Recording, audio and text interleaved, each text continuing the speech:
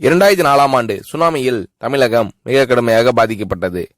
2004இல் சுனாமியில் தமிழகத்தில் மட்டும் 6065 பேர் இறந்தார்கள்.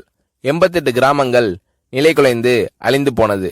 இந்த சூழ்நிலையில் அம்மா அவர்கள் எடுத்த நடவடிக்கையால் 10 கிராமங்களுக்கு ஒரு அமைச்சர், ஒரு IAS அதிகாரி, ஒரு PRO என்ற ஒரு குழுவை அமைத்து உலக வரலாற்றிலேயே இது போன்ற மீட்பு நடவடிக்கை இருந்திருக்காது என்ற அளவில் 3 நாளில் பாதிக்கப்பட்ட கிராமங்களுக்கு மின்சாரம் வழங்கப்பட்டது.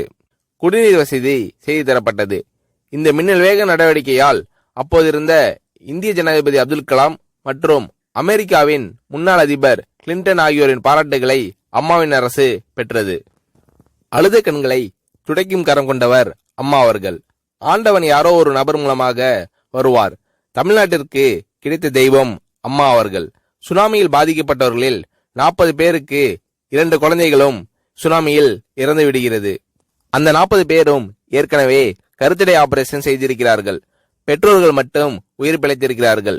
உயிர் பிழைத்தவர்களுக்கு இனி குழந்தை கிடையாது என்ற நிலையில் அவர்களுக்கு கருணைவு ஆபரேஷன் செய்து அவர்களில் பல பேருக்கு குழந்தை பிறந்து அந்த குழந்தைகள் இன்று பள்ளிக்கு சென்று கொண்டிருக்கிறார்கள்.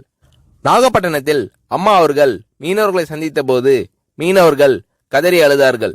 அவர்களிடம் அம்மா அவர்கள், நான் இருக்கிறேன், நீங்கள் கவலைப்படாதீர்கள், இழந்து போன உயிரை தவிர மீதி அனைத்தையும் நான் உங்களுக்கு தருவேன் என்று அவர்களுக்கு தேவையான அனைத்து உதவிகளையும் செய்து தந்தார் அம்மா அவர்கள்.